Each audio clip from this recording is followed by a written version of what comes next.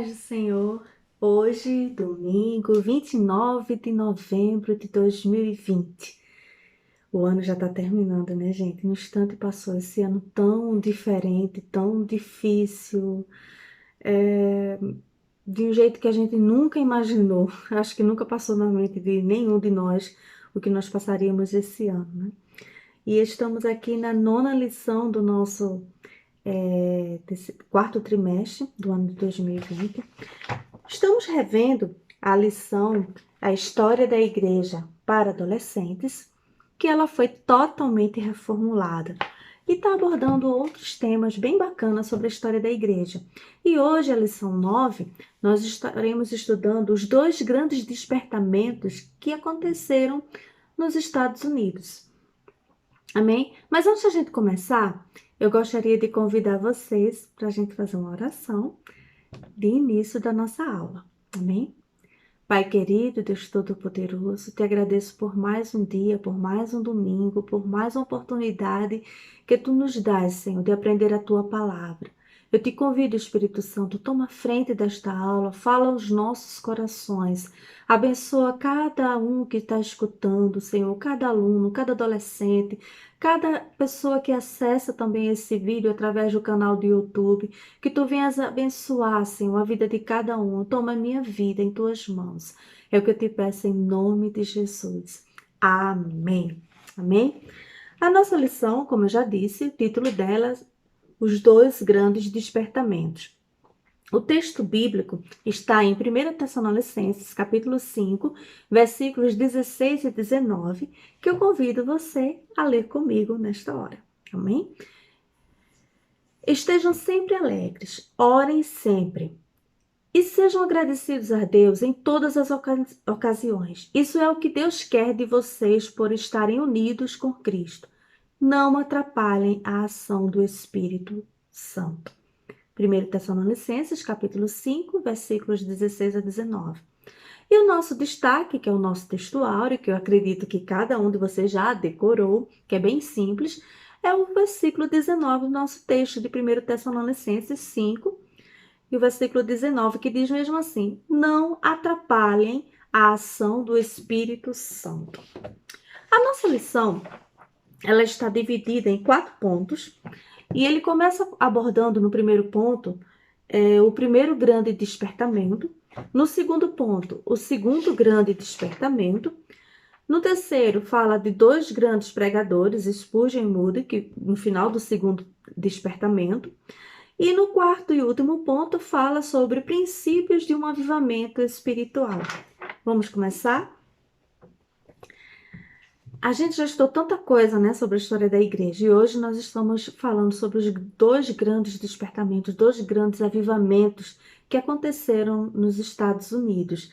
E 4 nomes, né, 4 pregadores vão ter destaques e nós vamos falar sobre eles aqui na nossa lição, que são eles: o Jonathan Edwards, o Charles Finney, o Charles Spurgeon e o Moody. Mas antes de a gente começar, eu quero logo pedir desculpa aí, perdão pela minha pronúncia do inglês, que é péssima. Eu me envergonho disso, mas eu não tenho uma boa dicção para inglês. E a gente vai falar muitas palavras aqui, porque como foi nos Estados Unidos, né, tem nomes de lugares, talvez eu não pronuncie corretamente, mas vamos perdoando aí, tá bom? O primeiro ponto está falando sobre Jonathan Edwards, que foi o grande personagem, a grande personagem do primeiro grande despertamento que aconteceu nos Estados Unidos no século XVIII. Jonathan Edwards, ele nasceu no dia 5 de outubro de 1703, lá em Connecticut, nos Estados Unidos, nos Estados Unidos. Ele foi um garoto precoce e muito piedoso, muito espiritual desde a sua meninice. Para você ter uma ideia, aos 6 anos ele começou a estudar latim. Aos 13 anos, ele já sabia falar fluentemente o latim, o grego e o hebraico. Era impressionante. Aos 17 anos, ele obteve o bacharelado em Yale, no Yale College, em New Haven. Aos 23 anos, ele assumiu a função de pastor auxiliar, pastor assistente do seu avô na igreja congregacional, lá em Massachusetts. E Em 1727, ele casou com Sarah Pierpont e teve 11 filhos. Somente 11 filhos. E esses 11 filhos, eles atingiram a idade adulta, que era uma coisa muito rara de acontecer naquele período. Muitas crianças morriam ainda novinhas, né? Todos chegaram à vida adulta. Em 1900, teve um jornalista que fez um levantamento da vida de Jonathan Edwards e ele constatou que havia, naquele ano, cerca de 1.400 descendentes deles, desse casal abençoado.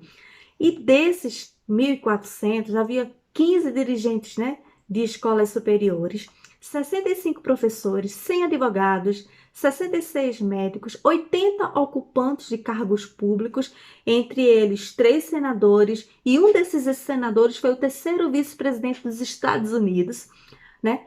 3 governadores, além de banqueiros, empresários e missionários. E foi uma família abençoada, né? A gente pôde ver aí a bênção de Deus na vida deles. O Jonathan Edwards, ele ele é o autor, né? Ele é mais conhecido ainda porque ele pregou em 1741 um sermão que ele é conhecido até hoje. Era o sermão mais conhecido na época, o título dele é Pecadores nas mãos de um Deus irado. E foi baseado no texto de Deuteronômio, capítulo 32 e 35, que diz assim: Deus se vingará, ele acertará contas com eles. Virá o tempo em que os inimigos cairão, o dia da desgraça deles está chegando depressa.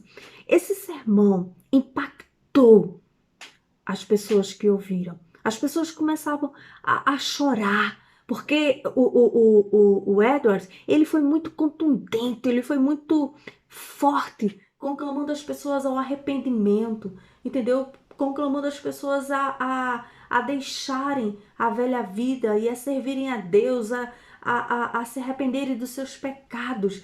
Ele começou a falar e as pessoas começavam a chorar. Estudiosos dizem, né, relatam, que as pessoas urravam, gritavam e começavam a dizer: como é que a gente pode fazer para ter Jesus? Como é que a gente pode fazer para aceitar, para que Deus nos perdoe? E ele quase não conseguia, conseguiu terminar o seu sermão, né? Ele teve que esperar as pessoas se acalmarem para que ele pudesse concluir esse sermão. E esse sermão ele está disponível para quem quiser ler. Você pode achar na internet, tem alguns arquivos em PDF. Mas em 2005, a CPAD, né, que é a Casa Publicadora das Assembleias de Deus, publicou o livro Pecadores nas Mãos de um Deus Irado, que contém este sermão e muitos outros do Edwards. Mas, infelizmente, está esgotado para venda, mas pode ser que você encontre em algum lugar, em alguma livraria, ou alguém tenha que você possa ler, certo? Esse foi um grande personagem do primeiro grande avivamento que aconteceu nos Estados Unidos no século XVIII.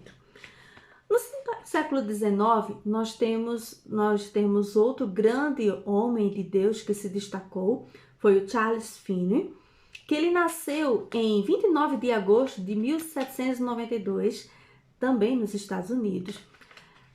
Diferente do Edward, o Finney, ele não nasceu num lar evangélico, tá?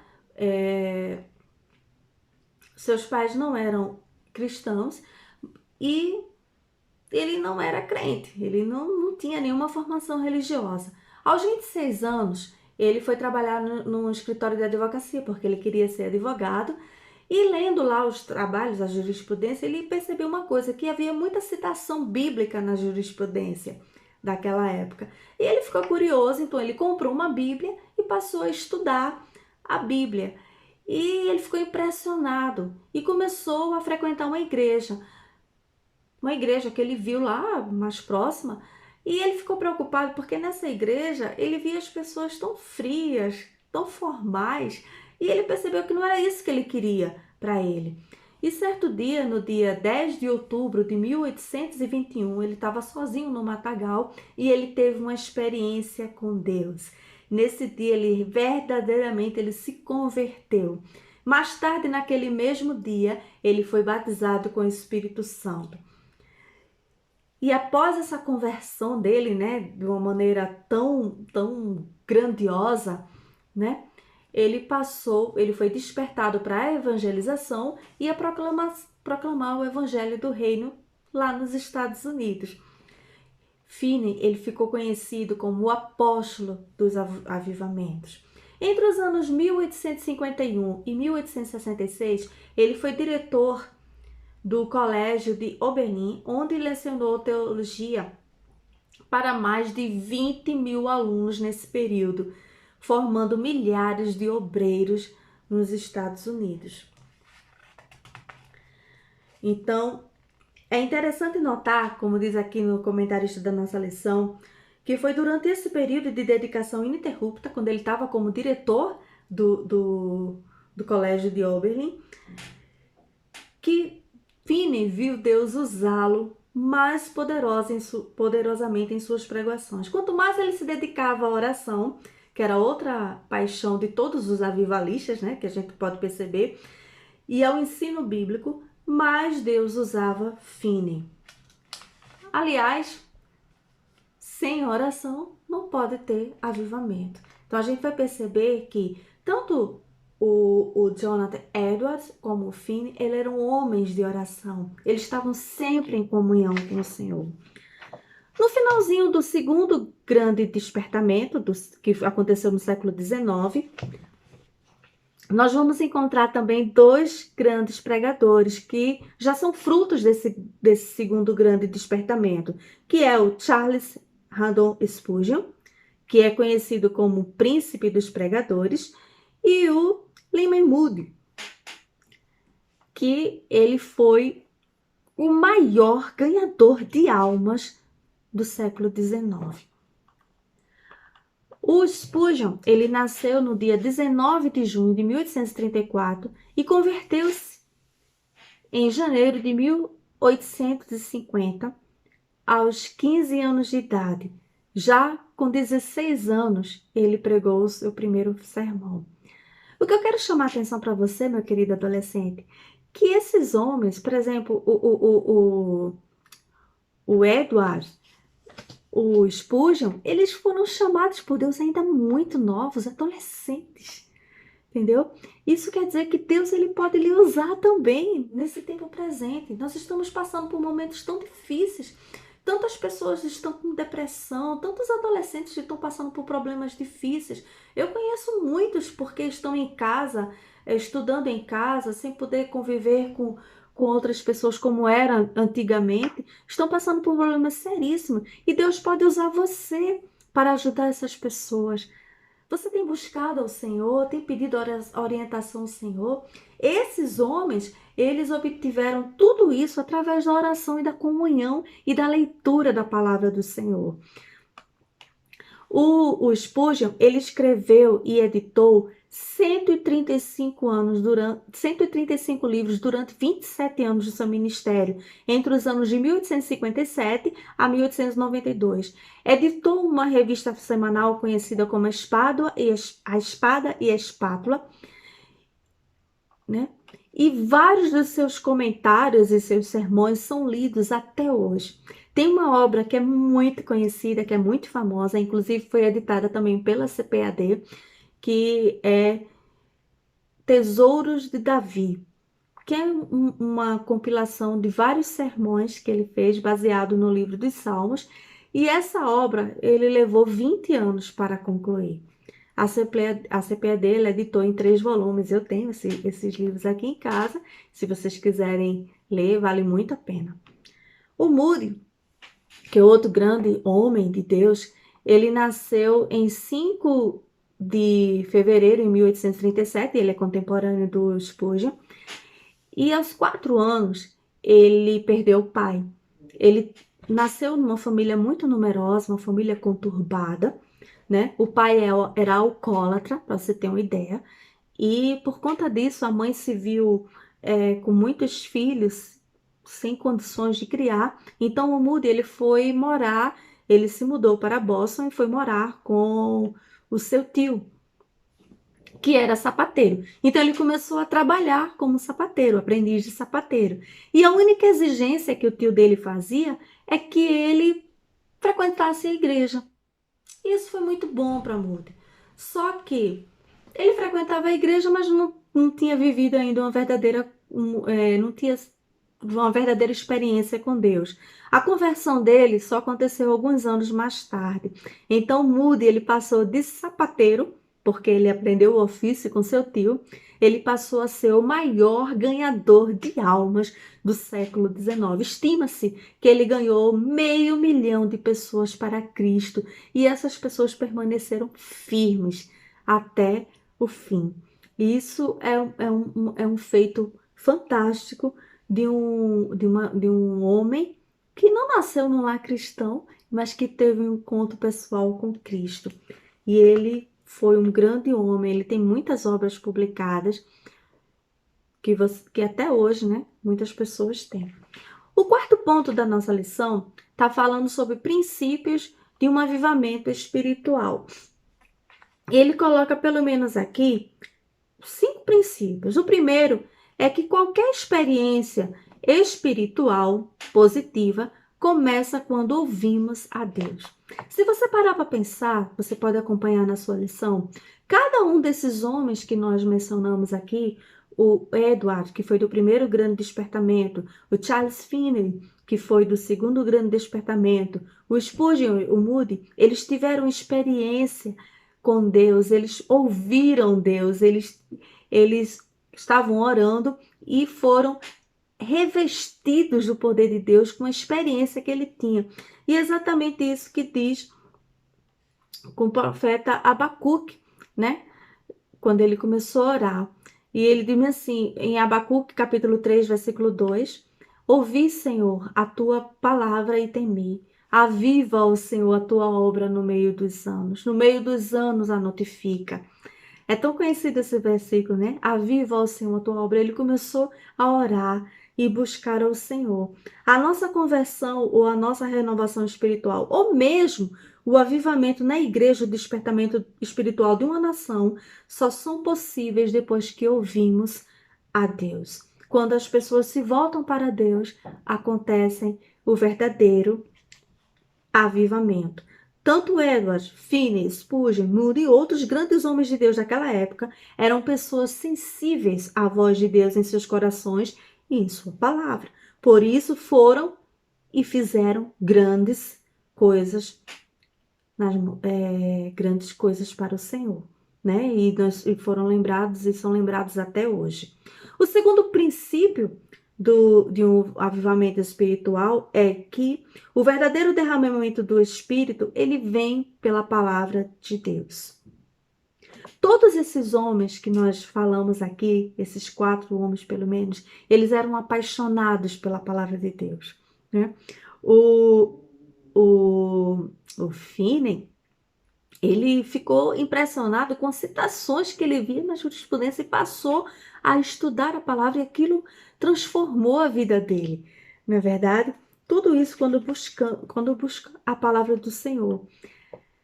E o Salmo 119, versículo 154, a parte B, diz-me assim, o salmista diz-me assim, vivifica-me, Senhor, segundo a tua palavra, dá-me vida, né? Dá-me forças, segundo a tua palavra. O terceiro princípio de um avivamento espiritual é que o temor de Deus é o princípio básico para um avivamento genuíno. Aí tem aquele versículo de Provérbios 1 e 7, né, que o temor do Senhor é o princípio do conhecimento. Quando você teme ao Senhor, quando você está debaixo das orientações dele, quando você anda de acordo com o que ele quer, quando você respeita e tem temor aos seus princípios, você recebe um genuíno avivamento. O quarto princípio diz mesmo assim: dependemos de Deus para que haja um avivamento. O avivamento, ele não é motivado, não é feito por nenhuma técnica humana. Não é feito. Hoje em dia existem cursos para tudo, existe até cursos para oratória, né? Marketing pessoal, as pessoas começam a saber falar E elas podem muito bem manipular uma plateia e trabalhar a emoção. Eu já vi trabalhos, né, de pregações em igreja ao ar livre, onde as pessoas começavam a chorar porque foi trabalhada ali a emoção. As pessoas começaram a chorar, chorar, chorar, chorar. Quando terminou o culto, aquele evento, aquela pregação, aquele momento, não havia transformação de vidas. As pessoas voltaram a fazer a mesma coisa que faziam antigamente. Então, veja só, o verdadeiro avivamento, é o quarto princípio, depende exclusivamente de Deus. E os homens que foram instrumentos de Deus, como esses que a gente falou agora, do primeiro e do segundo grandes despertamentos que aconteceram nos Estados Unidos, eles foram homens que se deixaram usar por Deus, pelo Espírito Santo. Avivamento não é fruto de técnicas humanas, mas é fruto da ação do Espírito Santo de Deus. E eu gostaria de ler com vocês Efésios capítulo 3, versículo 21, que diz mesmo assim: e agora que a glória seja dada a Deus, o qual, por meio do seu poder que age em nós, pode fazer muito mais do que nós pedimos ou até pensamos. Glória a Deus por meio da igreja e por meio de Cristo Jesus, por todos os tempos e para todos sempre. Amém. E o quinto princípio diz que sem oração não há avivamento. Então, uma coisa que é comum a esses homens, esses grandes avivalistas, esses grandes pecadores do século XVIII e XIX, é que eles eram homens de oração. E o que diz lá, um versículo que é bem conhecido, lá em 2 Crônicas 7:14, diz assim: e se meu povo, que se chama pelo meu nome, se humilhar e orar e buscar a minha face e se converter dos seus maus caminhos, então eu ouvirei dos céus, perdoarei os seus pecados e sararei a sua terra. Esse texto aqui foi o Senhor falando a Salomão, quando Salomão terminou de consagrar o templo, na inauguração do templo, da construção, né, que a glória do Senhor se fez presente, o povo de Israel começou a chorar, a se quebrantar diante do Senhor, a fazer sacrifícios. Foi uma festa que durou dias, e depois disso tudo, todo mundo feliz, todo mundo alegre, o Senhor apareceu novamente a Salomão em sonho e disse exatamente isso: se meu povo, que se chama pelo meu nome, se orar, se continuar orando, se humilhando, buscando a minha face e se convertendo nos seus maus caminhos, eu vou derramar o meu poder e o avivamento sobre a vida deles e sararei a sua terra. Então, meus queridos, esses são os princípios de um avivamento espiritual verdadeiro. Ou seja, qualquer experiência espiritual positiva começa quando ouvimos. Então, você precisa ouvir a voz de Deus.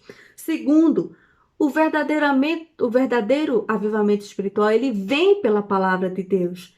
Não é coisa da minha cabeça, não é teoria humana, mas vem baseada na palavra de Deus. A palavra de Deus, ela transforma. A palavra de Deus, ela é uma espada de 2 gumes que penetra até a divisão da alma, da junta e das medulas. Ela penetra porque a palavra de Deus, ela é poderosa e ela é suficiente para transformar a vida de uma pessoa, né? Tantos homens, a gente viu já passou, Martinho Lutero mesmo, quando ele se deparou com Romanos e ele viu que o justo viverá pela fé e que não é preciso fazer nada para alcançar salvação, porque é de graça, é através da fé, a vida dele foi transformada pelo conhecimento da palavra de Deus. O terceiro ponto, o temor a Deus é o princípio básico do avivamento genuíno. Você tem que estar submetido, né? Submisso à vontade do Senhor. Você tem que temer ao Senhor. E o quarto ponto, dependemos de Deus para que haja o avivamento. Então, o avivamento é obra do Espírito Santo, não é obra minha, não é obra sua. Por melhor que eu saiba falar, eu não posso promover um avivamento nas pessoas. Eu posso trabalhar a emoção, mas o verdadeiro avivamento, que é a mudança de vida, a mudança radical, a transformação, a pessoa ser cheia do Espírito Santo, renovada e ter uma vida transformada, só Deus é quem pode fazer. E o quinto princípio, sem oração não há avivamento. Então, se você quiser viver um avivamento espiritual, tenha uma vida de oração. Então essa foi a nossa lição de hoje, né, dos 2 grandes avivamentos acontecidos nos Estados Unidos. Eu espero que você tenha gostado. Não esqueçam desses homens, certo? Se tiverem a oportunidade de ler o sermão do Edward, que é Pecadores nas Mãos de um Deus Irado, está aí disponível na internet, é fácil de achar, certo? E aqui na nossa lição tem algumas perguntinhas que eu gosto muito de falar aqui no finalzinho, naquela parte refletindo. São 3 perguntinhas, eu vou deixar para vocês, aí vocês respondem aí nos comentários ou de outra forma qualquer que você puder mandar as respostas. A primeira pergunta é: qual a importância de se ter uma vida espiritual avivada? Qual é a importância para você? São tudo perguntas de cunho bem pessoal, tá? É bem subjetiva, você vai responder de acordo com o que você sente, tá? Por isso que tá dizendo, refletindo. A segunda perguntinha, ele diz assim: você tem se dedicado ao ensino da palavra e à prática da oração? E a terceira, que é bem interessante, que eu gostaria até que vocês respondessem, deixassem aí, a gente pode até comentar depois, você já teve uma experiência com Deus? Amém? Então, muito feliz com vocês, eu espero que vocês estejam bem e que a palavra de Deus fique guardada no seu coração. Ore, busque, que Deus também quer usar vocês. Vamos orar? Pai querido, Deus Todo-Poderoso, te agradeço por este dia, por esta aula, Senhor. Que possamos viver um verdadeiro avivamento, Pai. Que o Espírito Santo esteja constantemente em nossa vida, operando em nosso viver. É o que eu te peço, Pai, em nome de Jesus. Amém.